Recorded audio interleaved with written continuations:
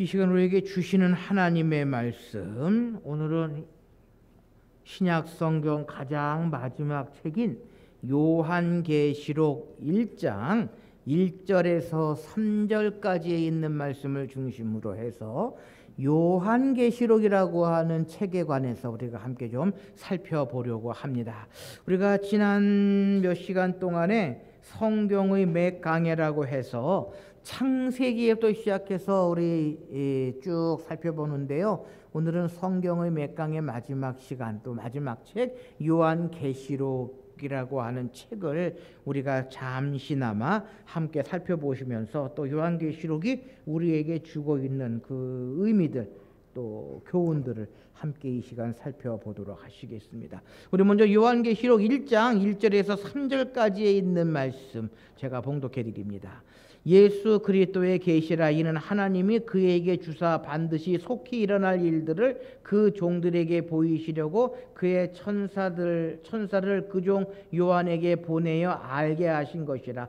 요한은 하나님의 말씀과 예수 그리스도의 증거 곧 자기가 본 것을 다 증거하였느니라. 이 예언의 말씀을 읽는 자와 듣는 자와 그 가운데 기록한 것을 지키는 자는 복이 있나니 때가 가까움이라.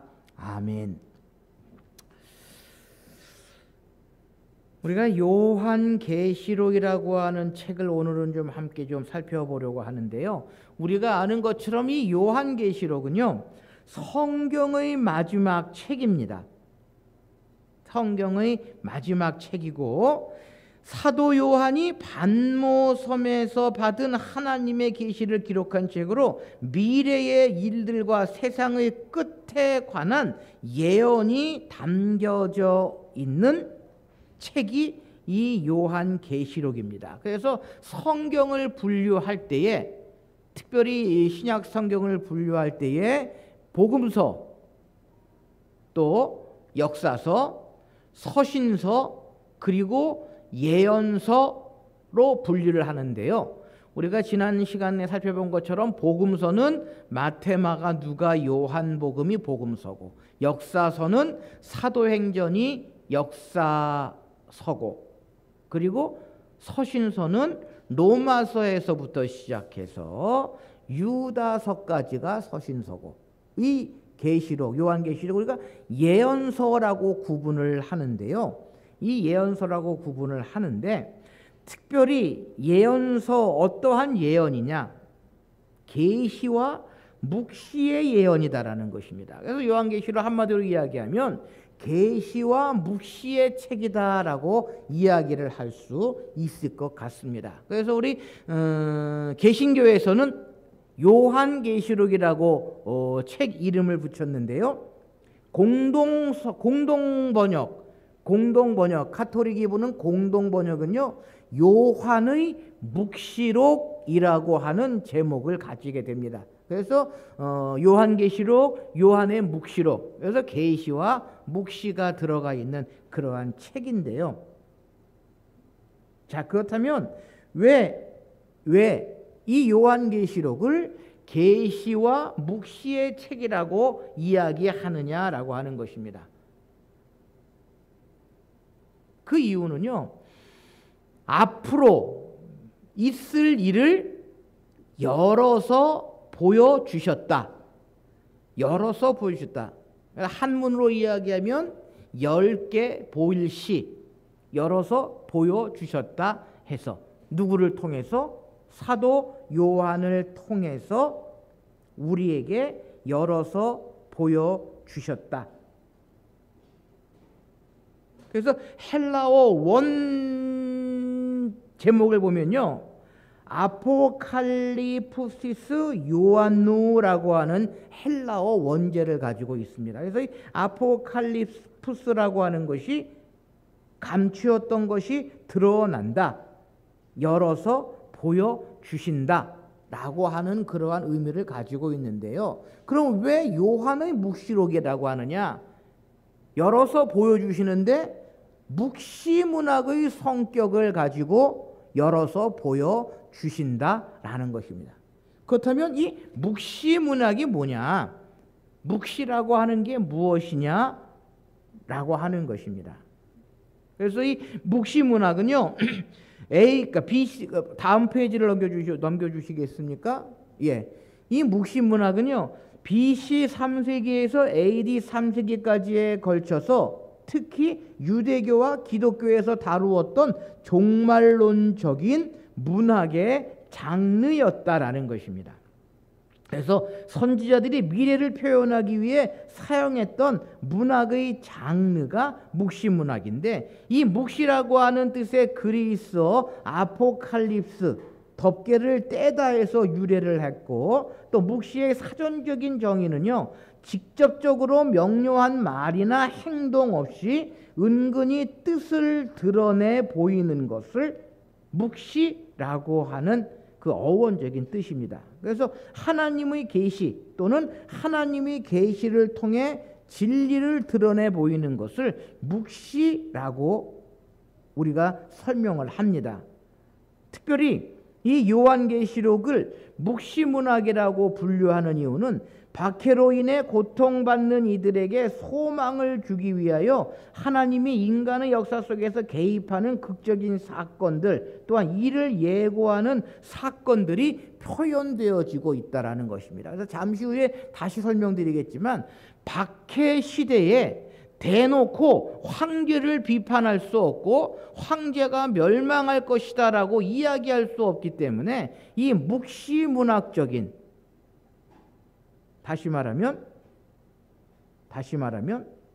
묵시적인 미래의 일들, 되어질 일들을 대놓고 이야기하지 못하고 묵시적으로, 은유적으로, 또 비유적으로 그렇게 이야기를 하고 있습니다. 그래서 묵시문학의 대표가 다니엘, 구약 성경의 다니엘, 그리고 요한계시록이 묵시문학의 대표적인 그러한 책이고, 또 구약의 위경과 신약의 외경 등에서도 이 묵시문학의 형태들을 가지고 있는 책들이 있는데요, 우리 개신교에서는 구약의 위경과 신약의 외경을 성경으로 취급하진 않지만 그 참고할 수 있는 그러한 내용들을 우리가 볼 수 있습니다. 그래서 묵시의 예를 보면은요, 선지자 다니엘에게 주신 예언, 더욱 먼 장래의 이야기를 다니엘에게 주셨던 그러한 것들, 그리고 예수님께서 하신 종말에 대한 말씀들, 또 요한계시록을 통해 주신 종말에 대한 말씀들이 바로 묵시의 예입니다. 하나님께서는 선지자들이 경험한 이야기의 바탕 위에 미리 이야기를 주신다라는 것입니다. 다니엘의 그 바벨론 제국의 그러한 경험들, 또 요한의 7교회의 경험들, 이러한 것들을 묵시적으로 이야기를 하고 있고요. 여러분, 다니엘이 바벨론 시대의 삶이었는데 그 시대에 살면서 너희들 멸망할 것이다 라고 대놓고 이야기할 수 있겠습니까? 전혀 그럴 수 없거든요. 그렇기 때문에 묵시적인 내용을 가지고 이야기를 할 수밖에 없다라고 하는 것입니다.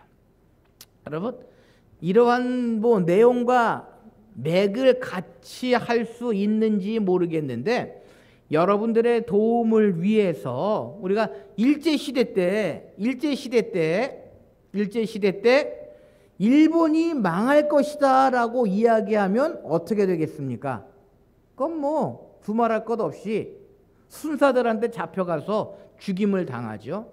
그렇기 때문에 우리가 그러한 것들을 이렇게 돌려서 이야기하고 또 했던 그런 일들이 있는데요. 그 대표적인 것이 무엇입니까?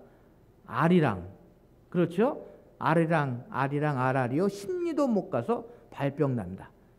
그러니까 그 일본을 병해서 너희들이 아무리 그래도 심리도 못 가서, 얼마 못 가서 발병이 난다, 망할 것이다라고 하는 것을 비유적으로, 은유적으로 하는 그러한 이야기.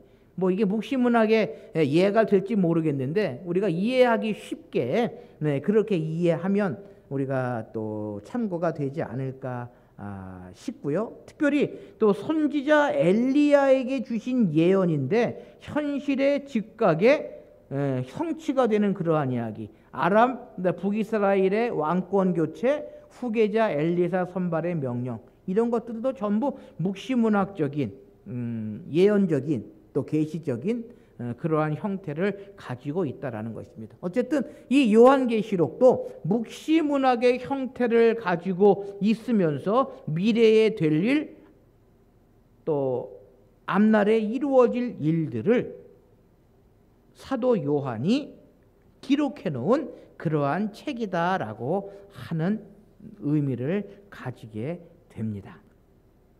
자, 그럼 우리가 이제 본론으로 들어가서 요한계시록이라고 하는 책에 대해서 우리가 같이 한번 살펴보시겠습니다. 우리 다음 장 넘겨주실까요? 예.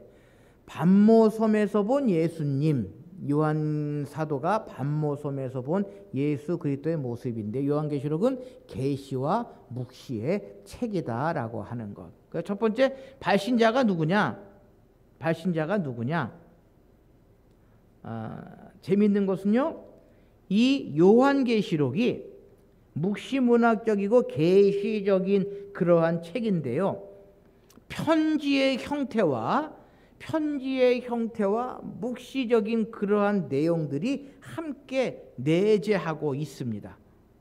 그래서 1장 1절에 보면 예수 그리스도의 계시라, 계시적인 책이거든요. 이는 하나님이 그에게 주사 반드시 속기는 종들에게 보이시고 그를 보내는 것을 하신 것이라 하면서 편지적인 서신서 같은 그러한 내용을 담고 있습니다. 그래서 사도 요한이 기록한 책이고, 집필 시기는 도미티아누스 황제 시대 중에 AD 90년에서 50년경 반모섬에서 도미티아누스 황제의 황제 숭배에 강요받아서 반모섬에 유배되어 있던 사도 요한이 기록한 책이다라고 하는 것입니다. 그래서 그 앞 페이지를 한번 넘겨주시면 이게 로마 황제의 기독교 10대 박해 요약입니다. 첫 번째는 네로 황제가 AD 64년에 교인들이 로마를 방화했다고 해서 기독교인들을 박해하고, 이때에 바울과 베드로가 순교를 하는 그러한 1차 박해가 있었고요.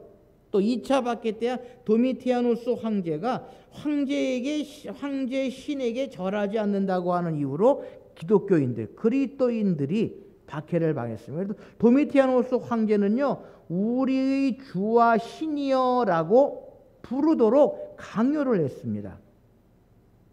그러니까 신이라고, 도미티아누스 황제를 신으로 숭배하게 하는 그러한 일들 가운데에 기독교인들이 따르지 않자 많은 기독교인들을 박해하고 죽이고, 또 그 과정 가운데에 사도 요한이 반모섬에 유배되어서 기록한 책이 이 요한계시록이다라고 하는 것입니다. 그래서 앞서서 이 요한계시록이 서신서와 묵시문학이 같이 내재되어 있다고 했는데, 수신자는 누구이냐?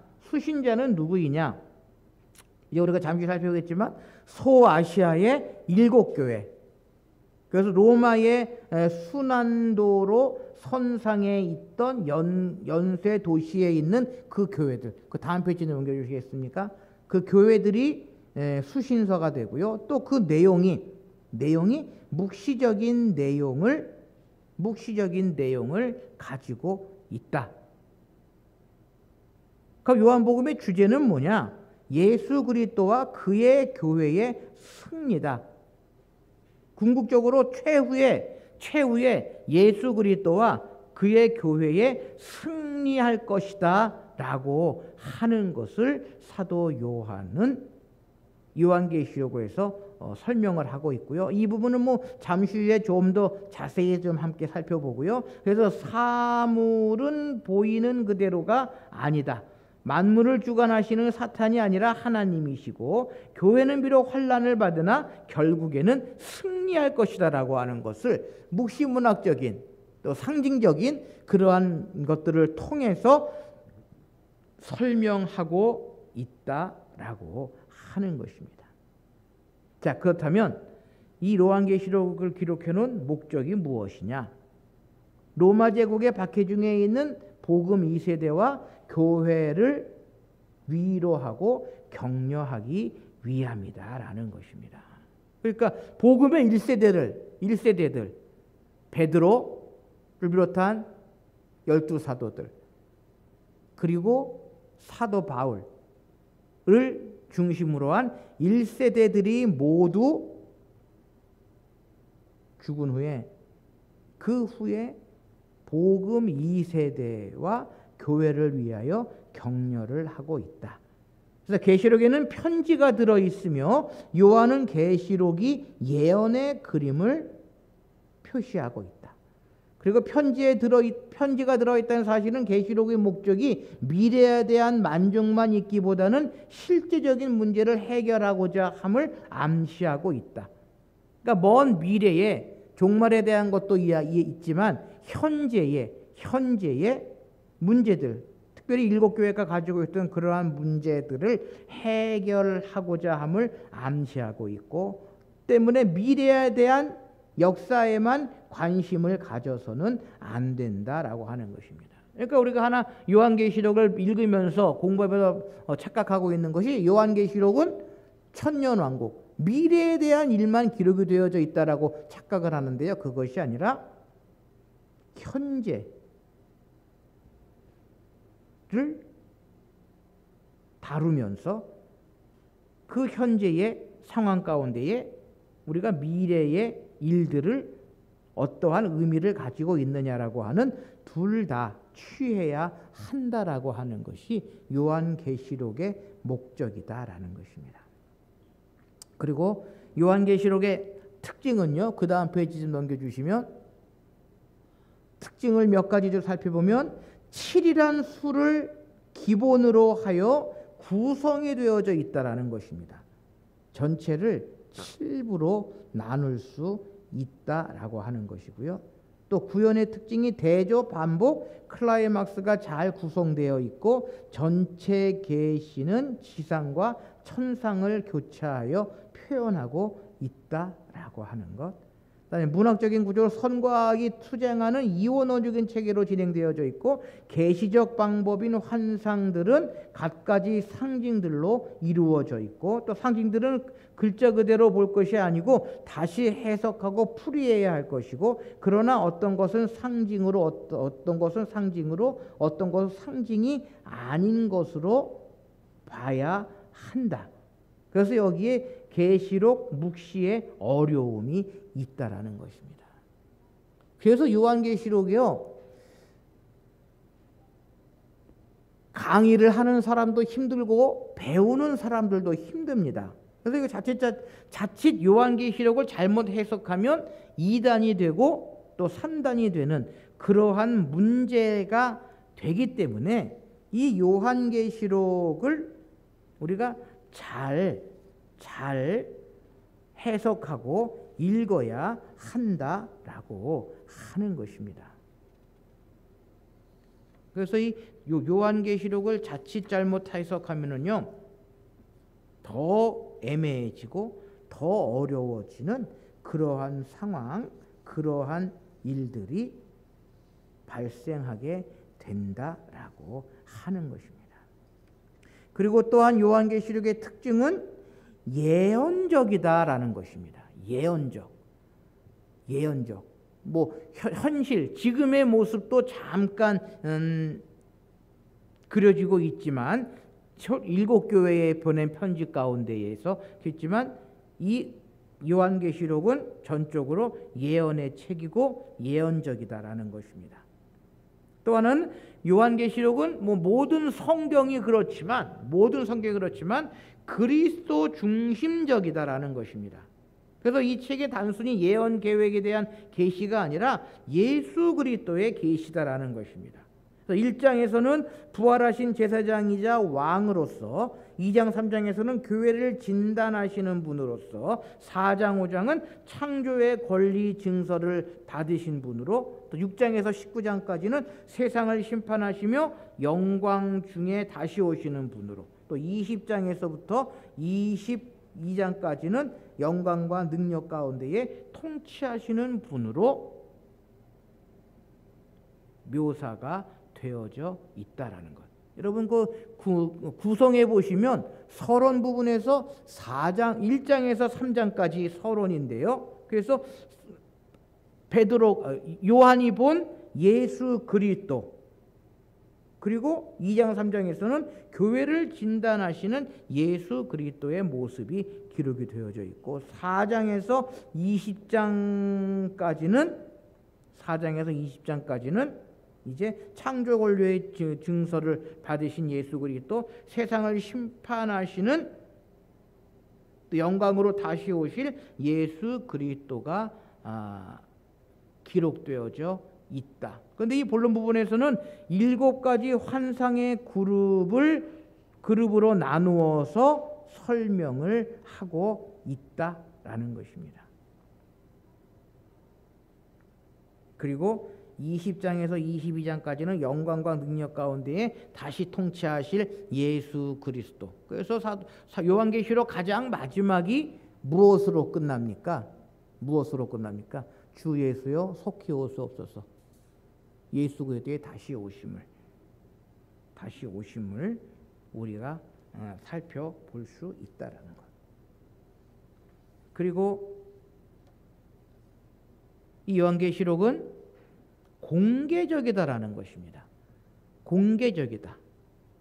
이 계시라고 하는 말이 베일을 벗기다, 열어서 보여준다라고 하는 의미를 가지고 있기 때문에 공개적이다라는 것입니다. 그래서 사도 요한은 22장 10절 말씀에 인봉하지 말라라고 하는 말을 듣게 됩니다. 그러니까 계시록은 어려운 예언을 모아놓은 책이 아니라 그리스도에 대해서, 그리고 그리스도의 사탄과 죄와 세상의 체계에 대해 최종적으로 승리하실 것에 대해서 합리적이고 질서 있게 설명하여 열어서 보여주시는 그러한 책이다라는 것입니다.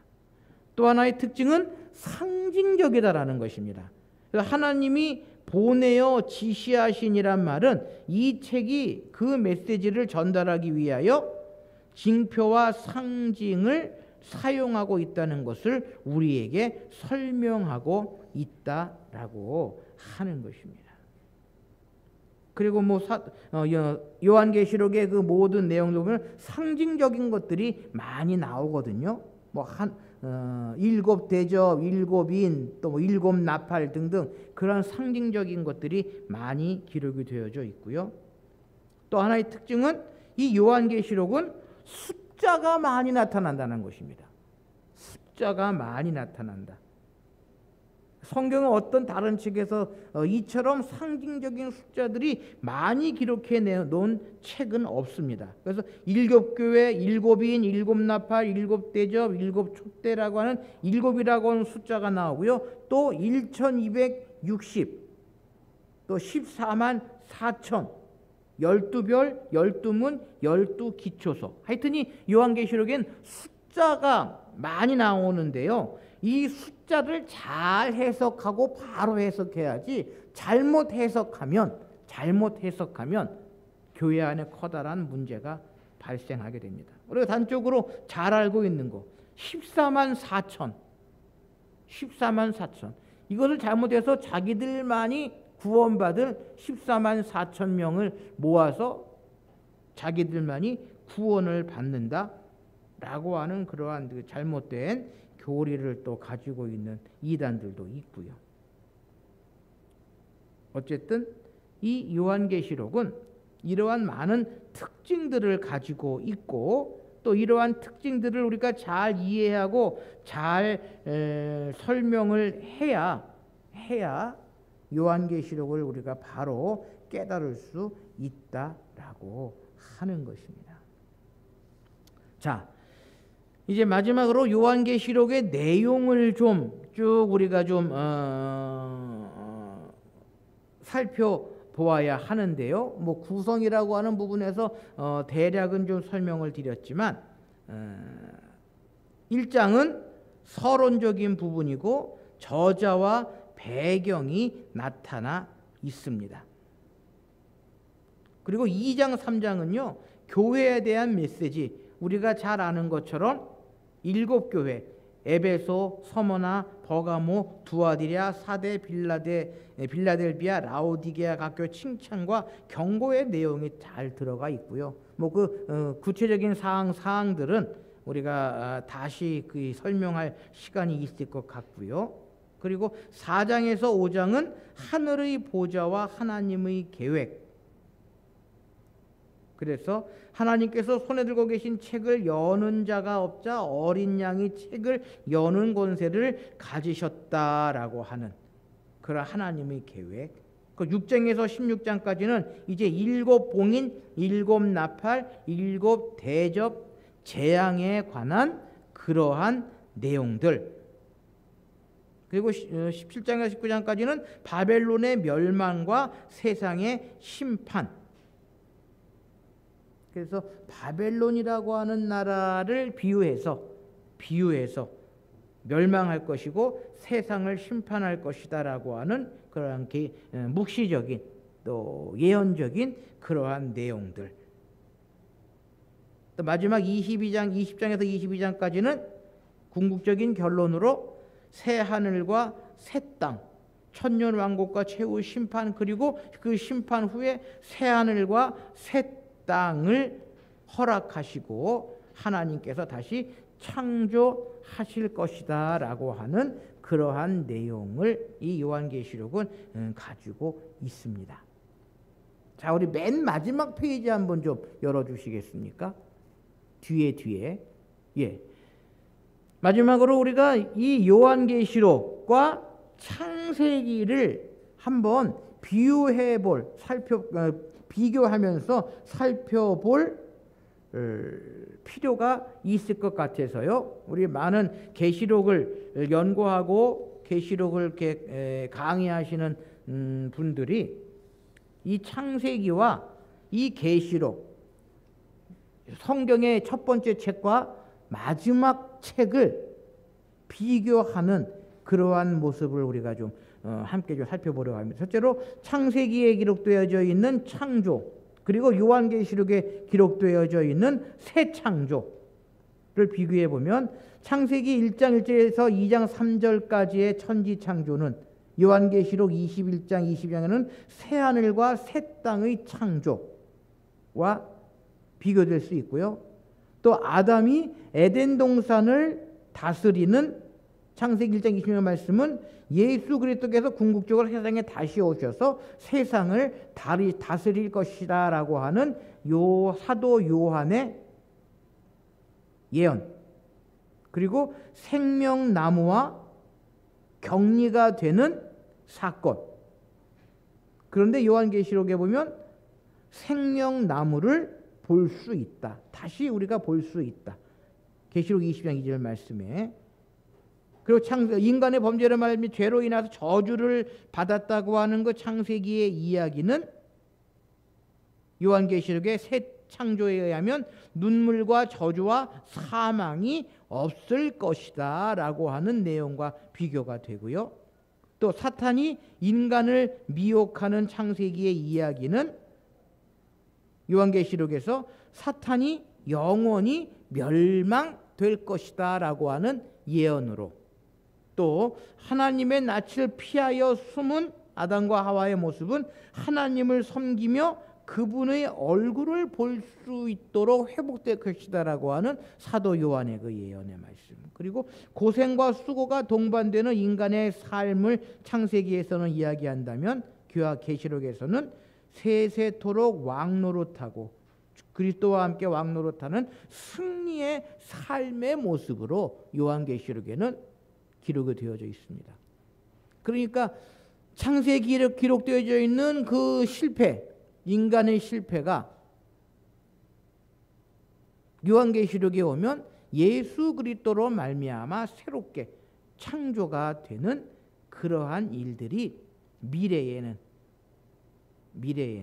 또 장래에는 이루어질 것이다라고 하는 것을 예언하고 있고 열어서 보여주고 있고 또 묵시적인 그 비유들로 우리에게 설명해 주고 있다라고 하는 것입니다. 그래서요, 뭐 성경의 많은 책들이 그렇지만 1시간 안에 아니 40-50분 안에 그 전반적인 내용을 우리가 다 이야기할 수는 없습니다. 그래도 그 가운데에서도 중심적인 내용들, 특별히 요한계시록은 많은 내용, 많은 이야기, 많은 일들, 많은 사건들이 기록되어져 있어서 이 책을 1시간 안에 설명하기는 힘듭니다. 그러나 개략적으로 이러한 내용들, 이러한 이야기들이 기록이 되어져 있다라고 하는 것을 우리가 알 수 있다라는 것입니다. 그래서 흔히들 요한계시록은 미래를 계시한 책이다라고 우리가 이야기를 합니다. 그러나 중요한 것은 그 책 속에 미래의 계시의 일들도 있지만 우리가 현재의 어떠한 삶, 어떠한 믿음을 가지고 있으면서 미래를 계획하고 준비해야 하느냐라고 하는 것을 이 요한계시록을 통해서 우리가 깨달아야 되고요. 더 중요한 것은 오늘과 하루 현실이 중요한 것이 아니라 미래에 주님께서 다시 오실 그날, 또 우리가 고난과 역경과 힘들고 어려운 일들이 많이 있지만 그럼에도 불구하고 우리에게 주어질 새 하늘과 새 땅을 늘 사모하며 나아가야 함을, 특별히 사도 요한이 박해로 인하여 겪었던 그 힘들고 어려운 상황 가운데에서도 성도들에게 힘이 되어주고 또 위로가 되어주고 성도들을 새롭게 하기 위해서 기록해 놓은 이 요한계시록을 통해서 오늘 이 시대의 그리스도인들이 비록 힘들고 어려운 안팎에 많은 문제들이 있지만 그 모든 것들을 이기고 궁극적으로 예수 그리스도께서 이 땅을 다스리시고 하나님의 보호하심을 확실케 하고 그리스도의 재림을 대망하며 기다리는 그러한 믿음, 그러한 신앙을 간직해야 함을 요한 사도는 이 요한계시록을 통해서 우리에게 분명히 이야기해 주고 있음을 다시 한번 우리가 기억해야 한다라는 것입니다. 마지막으로 요한계시록 22장 20절 말씀을 읽어드리면서 마무리합니다. 이것들을 증언하는 이가 이르되 내가 진실로 속히 오리라 하시거늘 아멘. 주 예수여 오시옵소서. 주님께서 이 땅에 다시 오실 그날을 준비하며 살아가는 우리 모든 성도들의 삶이 되실 수 있으시기를 바랍니다. 기도하십시다.